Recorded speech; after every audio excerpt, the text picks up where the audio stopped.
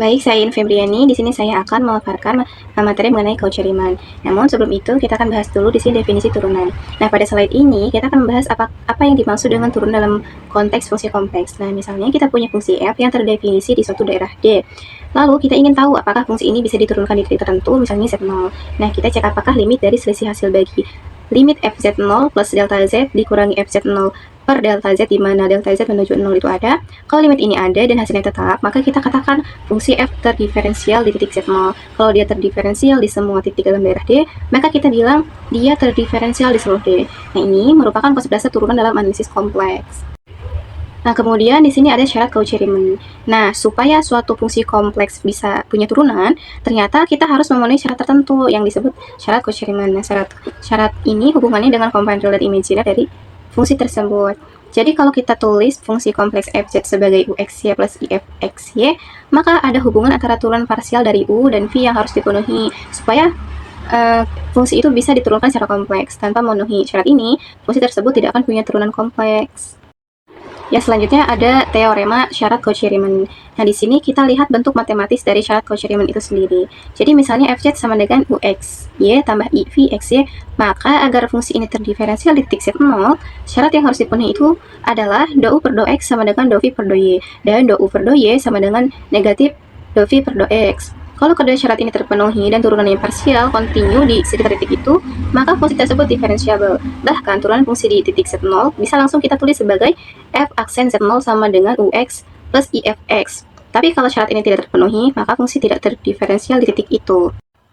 Nah, selanjutnya yaitu contoh soal mengenai Cauchy-Riemann ini. Jadi, di slide ini kita akan membuktikan bahwa fungsi kompleks fz sama dengan f pangkat x cos y plus i sin y itu terdiferensial untuk setiap z dalam himpunan bilangan kompleks C.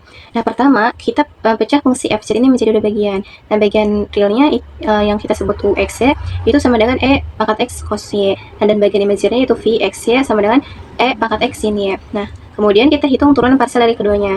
Nah, untuk ux-nya sama dengan e pangkat x cos y, dan untuk uy sama dengan negatif e pangkat x sin y.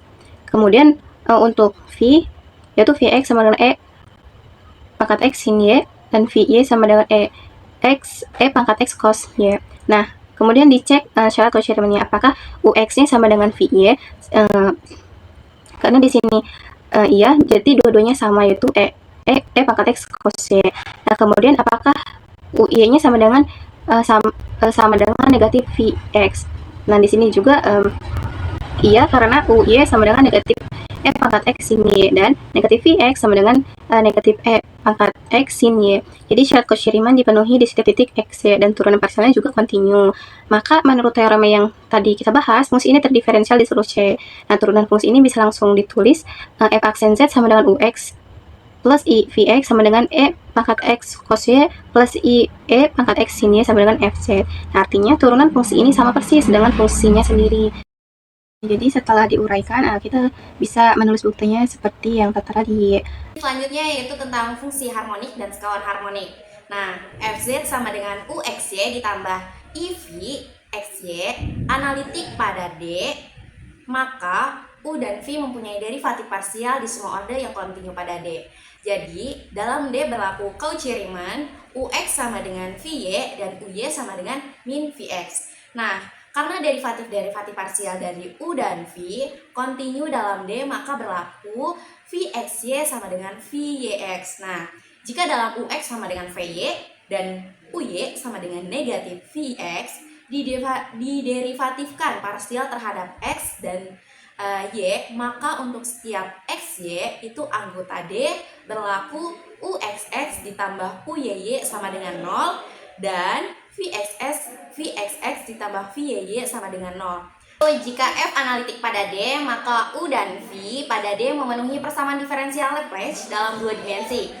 Do kuadrat pi per do x kuadrat ditambah do kuadrat pi per do y kuadrat sama dengan 0, di mana u dan v fz sama dengan uxy ditambah ifxy analitik pada suatu domain, maka fz harmonik pada domain tersebut. Nah, dua fungsi u dan v sedemikian sehingga fz sama dengan uxy ditambah ivxy analitik dalam suatu domain yang dinamakan dua fungsi harmonik konjugat dalam suatu domain tersebut. Contoh soalnya misalkan UXY sama dengan X kuadrat dikurangi Y kuadrat dan VXY-nya sama dengan 2XY. Apakah U dan V merupakan fungsi harmonik?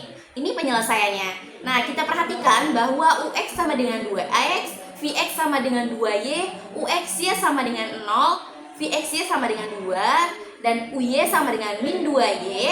Nah, karena UX sama dengan 2X sama dengan VX juga, dan UY sama dengan min 2Y sama dengan negatif VX juga. Nah, UXX ditambah UYY sama dengan 2 ditambah negatif 2. Maka hasilnya 0. Dan VXX ditambah VYY sama dengan 0 ditambah 0. Maka hasilnya 0. Di mana U dan V memenuhi persamaan Lagrange, maka U dan V dinyatakan fungsi yang harmonik. Tadi selanjutnya adalah fungsi dasar yang pertama, fungsi eksponensial kompleks. Apa itu fungsi eksponensial kompleks? Fungsi eksponensial untuk bilangan kompleks didefinisikan sebagai E pangkat Z sama dengan jumlah dari N sama dengan 0 hingga tak hingga Z pangkat N dibagi N faktorial untuk semua Z anggota bilangan kompleks. Jika Z sama dengan X ditambah Y, maka E pangkat Z sama dengan Z pangkat X dikali cos Y ditambah I sin Y sama dengan E pangkat X tambah Y sama dengan X pangkat X ditambah E pangkat I. Inilah yang disebut dengan rumus Euler. Jika Z hanya imajiner, yaitu Z sama dengan I, maka modulus E pangkat I sama dengan 1. Karena modulus E pangkat I sama dengan modulus cos Y ditambah I sin Y sama dengan akar dari cos kuadrat Y ditambah sin kuadrat Y sama dengan akar 1, yaitu sama dengan 1. Dan bentuk polarnya dari Z sama dengan R kali cos theta ditambah I sin theta sama dengan R E pangkat I theta. Jadi, modulus E pangkat Z sama dengan E pangkat X, argumen E pangkat Z sama dengan Y plus minus 2 N kali Pi. Selanjutnya adalah sifat-sifat fungsi eksponensial kompleks yang terdiri dari 6 sifat dapat dilihat pada layar. Di sini saya akan membahas contohnya. Diketahui Z sama dengan 1 plus Pi per 2I. Hitunglah nilai E pangkat Z. Penyelesaiannya, diketahui E pangkat Z sama dengan E pangkat X ditambah I sama dengan E pangkat X dikali E pangkat Y. Kita substitusikan nilai X sama dengan 1 dan nilai Y sama dengan Pi per 2. E pangkat Z sama dengan E pangkat 1 dikali E pangkat I dikali Pi per 2. Nah, E pangkat I Pi per 2 sama dengan cos Pi per 2 ditambah I sin Pi per 2 sama dengan 0 ditambah I dikali 1 sama dengan I.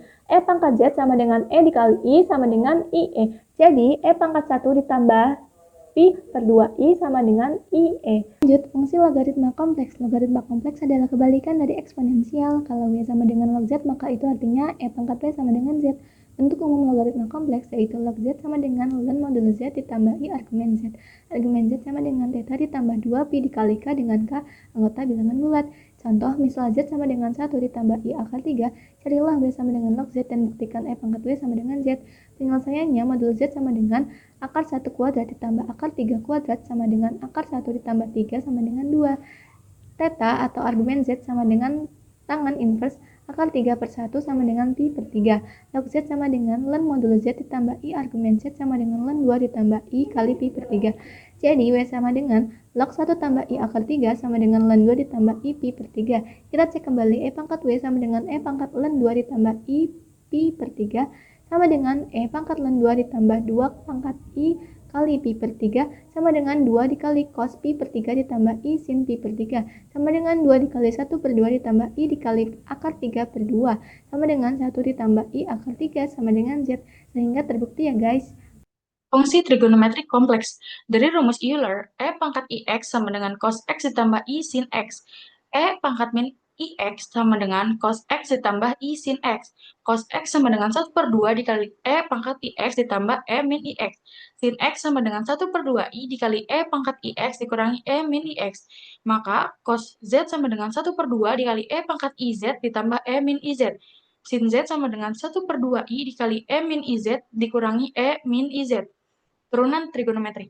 Jika f dari Z sama dengan cos Z, maka turunan f aksen Z sama dengan negatif sin Z.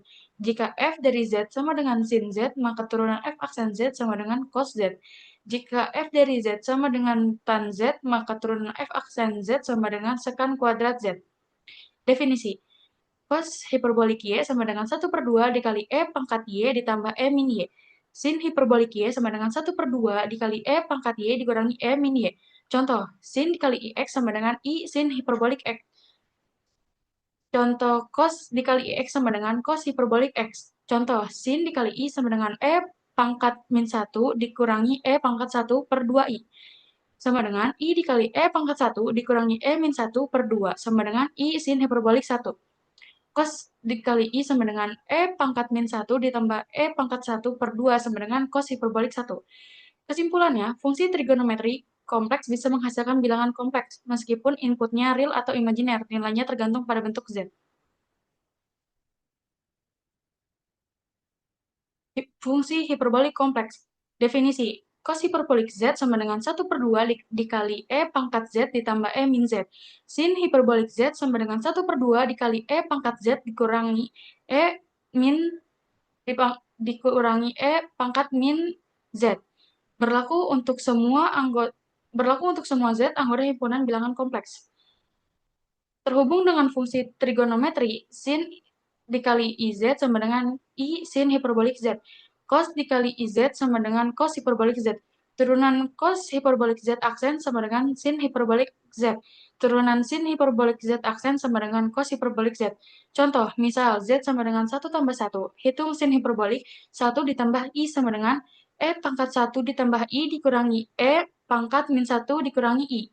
Sama dengan E pangkat 1 dikali cos 1 ditambah I sin 1 dikurangi E pangkat min 1 dikali cos 1 dikurangi I sin 1. Sama dengan E pangkat 1 dikurangi E min 1 dikali cos 1 ditambah I dikali E pangkat 1 ditambah E min 1 dikali sin 1 per 2. Saya akan membahas tentang bab 3 yaitu integral kompleks.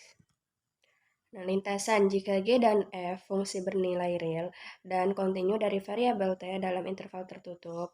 Untuk T di antara A dan B, maka himpunan titik-titik di bidang X, Y dapat dinyatakan dalam bentuk parametrik.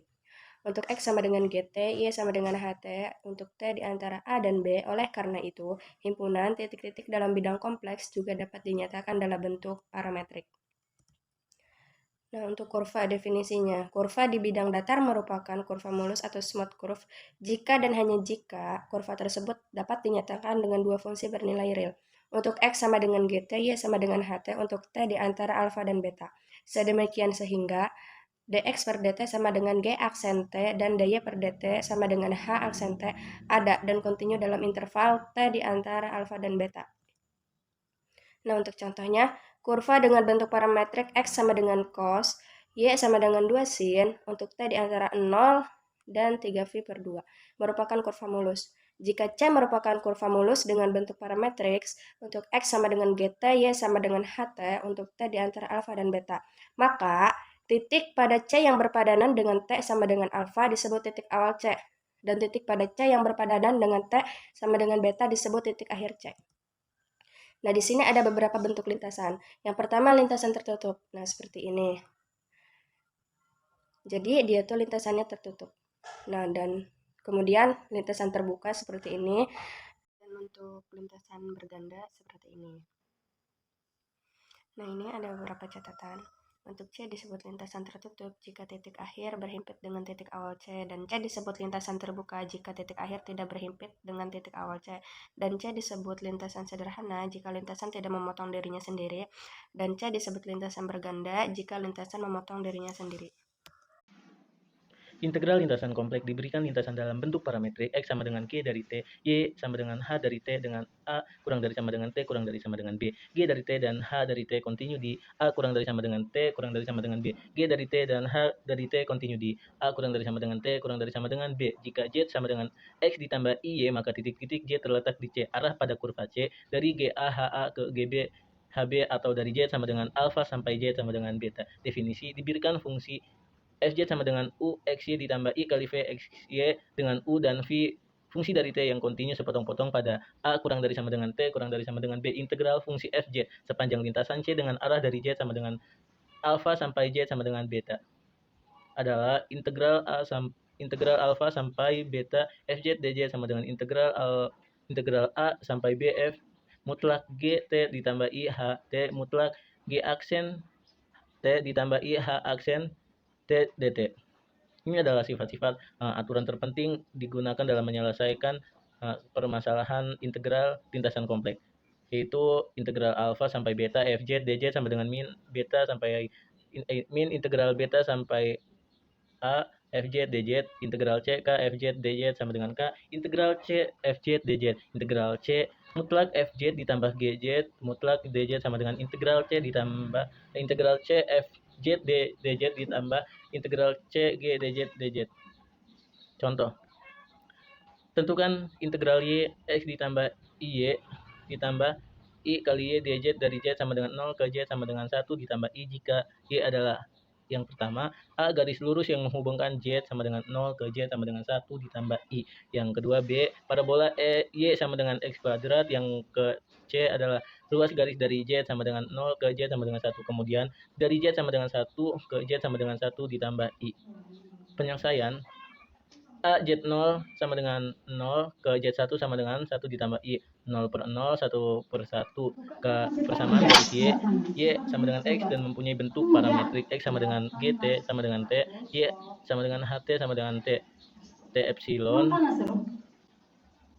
mutlak 0,1 mutlak. Maka diperoleh Mungkin kakak Z sama dengan GT mungkin kakak panas ditambah IH maka diperoleh Z sama dengan GT ditambah IH T sama dengan T ditambah IT dz sama dengan mutlak G aksen T ditambah IH aksen T mutlak DT sama dengan 1 ditambah I ditambah 1 tambah I DT. Jawaban tersebut terbukti menggunakan rumus sifat-sifat dari aturan integral lintasan kompleks. Terima kasih. Materi selanjutnya adalah integral garis dalam fungsi kompleks. Pertama, definisi dasar. Integral garis atau line integral pada bidang kompleks adalah integral fungsi kompleks di sepanjang kurva tertentu di bidang kompleks.